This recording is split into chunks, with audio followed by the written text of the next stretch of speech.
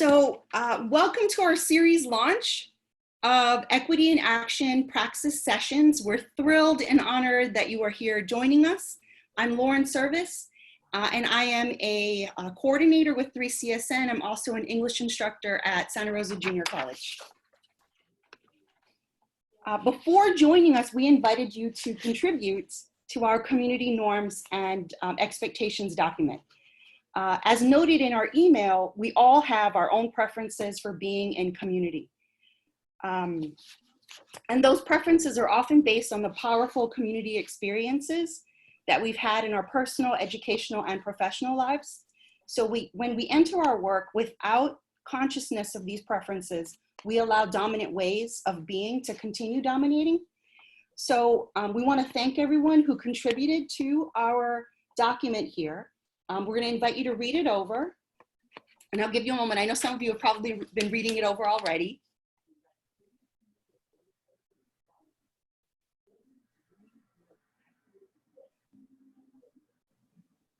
So as we're engaging today, let's work to make these norms and expectations manifest in our interactions so that we can really focus on creating some intentional community as opposed to whatever community may come. In Pedagogy of the Oppressed, Paulo Freire defines praxis as reflection and action upon the world in order to transform it. In praxis, Freire invites us into critical reflection, and we can think of critical reflection as both knowledge building and consciousness raising. And also he invites us into critical action. And critical action is the action that we take in direct response to what we have arrived at through our critical reflection. And so in the Equity in Action Praxis sessions, our goals are really to highlight the considerable work that is already taking place across the state of California. We're going to hear from educators who are weaving critical reflection and critical action for equity to transform their college communities. And interspersed throughout the series are going to be thought pieces like today's focus on finding our way to equity and equality. So every community college, as you know, has been mandated to focus on equity. So student equity and achievement and guided pathways, they're inviting colleges to reflect, rethink, redesign, and act to achieve equity. But before we can even begin, we need to get transparent about two things. First, what do we mean by equity? And second, how do we orient ourselves towards it? And so we're going to start with defining equity. By now, you have probably seen all of these images, or at least a few of them. And there's even, most of them are talking about equality versus equity. A few of them are also talking about how justice really ought to be our aim. So these images are trying to define equity as fairness. Different people need different things. And they're trying to show that when we employ equal measures in an unequal system, the result is inequality. But I think what happens instead is that equality is kind of collateral damage in these images. So if you're like me, you were taught that equality is a good thing, right? The civil rights movement, women's rights movement, most movements of oppressed peoples across the globe fought for equality. And then these images came along arguing that equality is actually a bad thing and equity is what's good and desired. So to me, it's no wonder why people end up in these confusion spirals, because up is down now. Equality is bad. And if you've been taught it's wrong to judge people by outward appearances, it would seem that these images are suggesting that we really ought to be judging people by their appearance in order to achieve equity. So clearly the shorter person needs more blocks to stand upon, and the bigger person needs a bigger bike, right? So we're being invited to see them based on their outward appearances. So what does equity mean? There's a lot of chatter, I'm sure, on your campuses as there are on mine, And we're using a lot of words as stand-ins for equity. And to be clear, there isn't anything wrong with these other terms, but what we lack, I think, is a clear foundation and understanding of what we aim to accomplish and what we mean by equity. So Step Up and Lead for Equity asserts, equity is about fairness. It ensures that each person gets what he or she needs. This distinction is especially important in education, where there are visible gaps in opportunities and outcomes for large numbers of students. The Glossary of Education Reform adds, equity encompasses a wide variety of educational models, programs, and strategies that may be considered fair, but not necessarily equal. It has been said that equity is the process, equality is the outcome. So weaving ideas from both of these definitions together, here's a working definition for us as we do this work today. So can we think of equity as the practices, policies, programs, processes, what we do that address gaps in opportunity and outcomes? So how do we start thinking about equity as a verb rather than a noun or aim, right? We're thinking about equity as the actual steps, the things that we do to address gaps in opportunity and outcomes. So then when we understand equity as action, then we can better surface its relationship with equality. When we engage in equity to address opportunity and outcome gaps, our goal in doing so is to achieve equality. And when we take it a step further, to recreate this very system itself that we're working in, then we can achieve justice. So rather than equality, equity, and justice being in tension, they're actually working together. So with this knowledge, we're going to revision those images that would have us believe that they're actually in tension instead. So what we see here is not equality versus equity. We're seeing disproportionate impact versus equality. And let me explain. So first, it's important to note that in this system, the ability to reach that certain height is what's of value. Other systems value different things, and we ought to be questioning why this measure is of value and whether it ought to even be of value, right? And when we start questioning and pushing up against why this value, then we can also start moving towards justice. So next, these aren't people big to small in the human sense of size.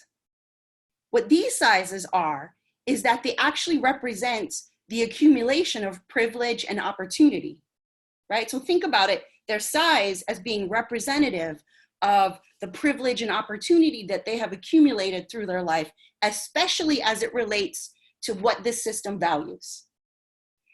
So the bigger you are, the more you've accumulated privilege and opportunity, and the smaller you are, the less you've accumulated. So equity then becomes the action we take to address the gaps in privilege and opportunity. And we can't address those gaps without some critical reflection, knowledge building, and making transparent a system's values. Otherwise, we don't know what students need, right? Like if we don't know that this system is valuing height, then we don't know that that's being privileged here. So when we eliminate gaps in opportunity and outcome, in our college systems, what we've done is we've created equality.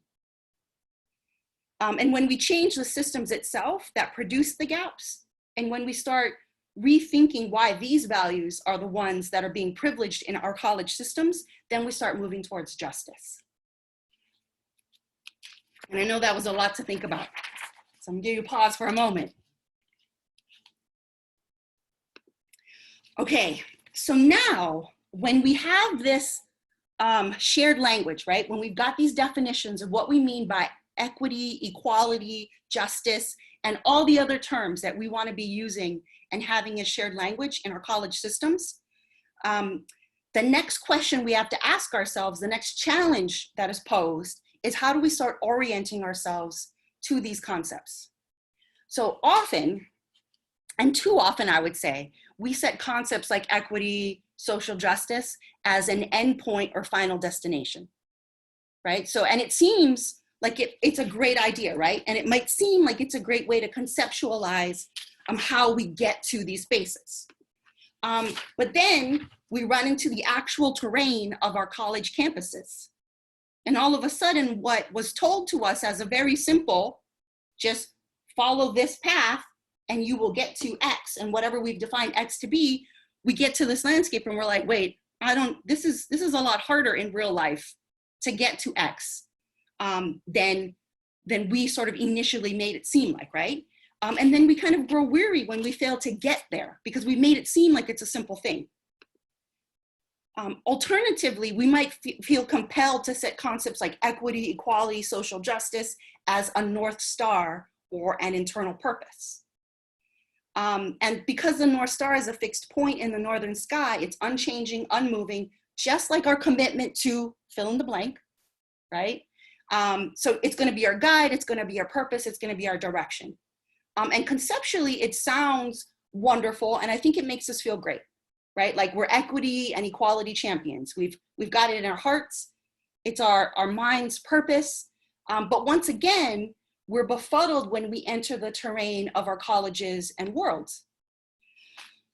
So here's a picture of the night sky. The North Star isn't so easy to find when it isn't pointed out for us. And then in the southern hemisphere, which is actually where this is, it's not even visible at all. So how is our internal purpose? How is that North Star supposed to guide us? And then, because again, this is the real terrain of our colleges, right? What about when it's daytime? There's no North Star or any star for that matter to follow. Or what happens when it's night, right? On cloudy days, no skies are visible. How is this sense of an internal guide and purpose supposed to guide us? And so there shouldn't be a wonder why we haven't achieved some of our goals yet. We haven't gotten there yet because the actual terrain of our campuses is much more complex than these conceptual frameworks would have us believe. So neither a North Star nor an X marks the spot approach really captures the complexity of what it means to do equity and to achieve equality and social justice in our really complex college systems. Further, I think both of them can really seduce us into a stillness, thinking mindfulness, thinking that having these things in our hearts and minds and goals and purposes is enough, when clearly they're not. So what we need is a different way of orienting that really recognizes the complexity of the work that we're being asked and called to do. And I think that's wayfinding. So ancient navigators populated the Pacific using stars, sun, moon, weather, waves, and other signs of nature. Present-day wayfinders spend a lifetime studying signs and practicing. Wayfinding is a paradigm. It's the humility in knowing there's always more to learn and practice. And it's the tenacity of never ceasing to engage one's whole body in service of the journey. And I think that that's really key when we start thinking about wayfinding, because it's not enough to have equity and equality in our minds or our hearts, right? We really need to be thinking about what are we doing? How do we weave all of those things into our actual practice?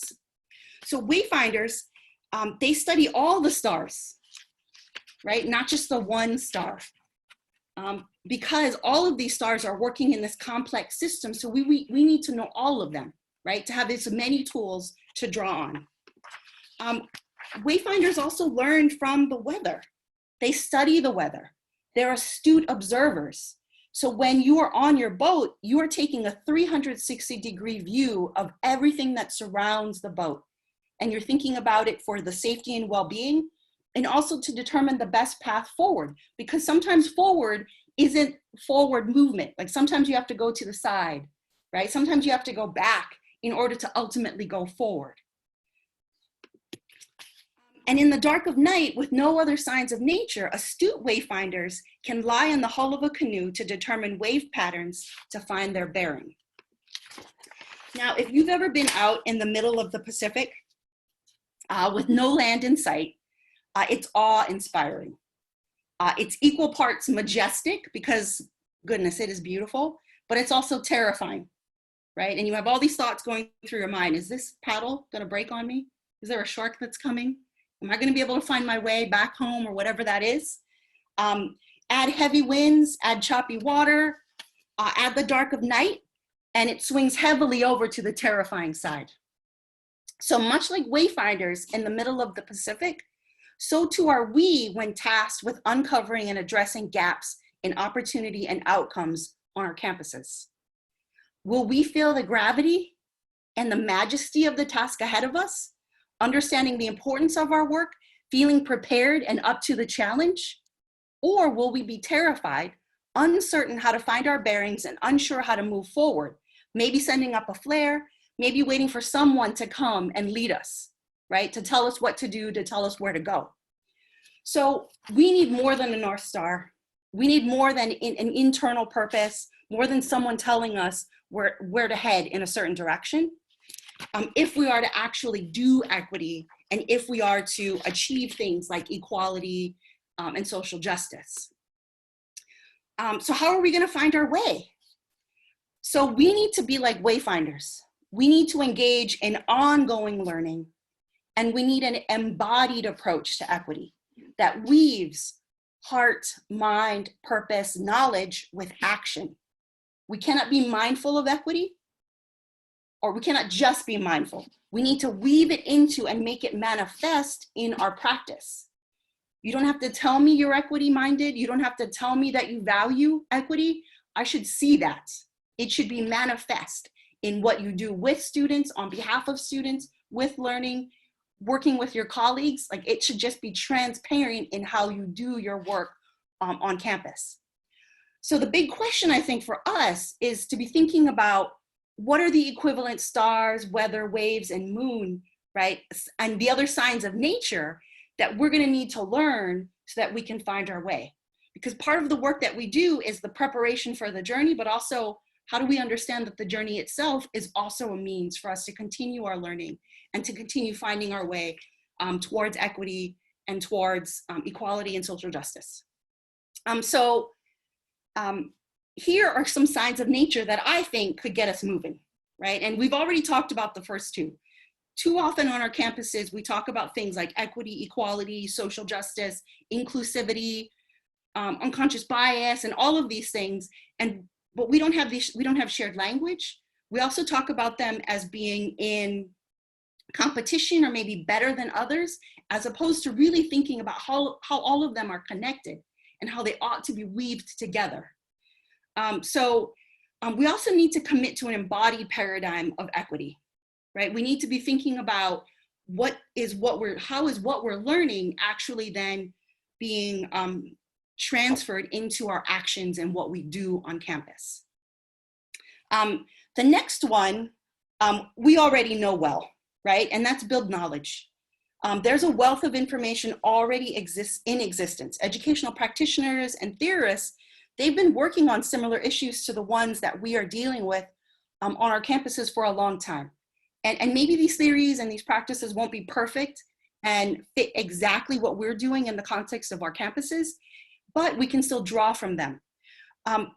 But I think where we need to move beyond is it can't just be one thing, right? Like oftentimes campuses will talk about, well, it's inclusivity, or it's just unconscious bias training, right? And what we need is, we need to recognize that we need multiple theories, right? We don't want just one star. We want multiple theories, multiple ideas, multiple practices that we can draw from. Further, we shouldn't just limit our knowledge building to what's in education. There are ways of knowing and being that exist outside academia that can really help us build on and enhance the current paradigms that we're using. And then the other piece that I would recommend is Praxis, right? And we talked a little bit about it at the start. You know, in Praxis, and we're thinking about it at both the individual and the systems level. So when we commit to ongoing reflection and action, then we are like wayfinders who practice becoming astute observers. And what Praxis does is it teaches us to notice what's happening in our lives, classes, communities, and on our campuses. And if we can truly engage in the hard work of critical reflection that is not candy coated by what we want it to be, right? If we can engage in the hard work of uncovering what is actually there, then we can get an unobstructed view into what is, so that we can take action towards realizing what we want to see and actualize in the world and on our campuses. And then the next thing that I would suggest for us in terms of how we begin to find our way is asking the question, well, how do we build our capacity to wayfind together? Because most importantly, we need to build our collective capacity to wayfind. We're never alone on the boat. We are always building on the collective capacity of everyone who's in this journey and doing this work with us. So it's not one person reading the stars or waves, and that sometimes happens, right? We hire an equity director and we expect them to be the one, right? Or it's not one person observing the weather. It's not just one person taking action. We do it together, and we do it in community. So in next week's meeting, we're going to chat more about how community and culture is crucial to wayfinding, and I really hope you can join us. And so thank you for allowing me to share my ideas. And a lot of it in our next talk, I'll talk more about sort of who I am and how these ideas and these ways of knowing are connected to my experiences and my observations. But thanks again for listening. For more information about our Equity in Action Praxis sessions, you can visit our 3CSN website for upcoming sessions that will include more thought pieces, but also pieces that are going to highlight the work of our practitioners across the state.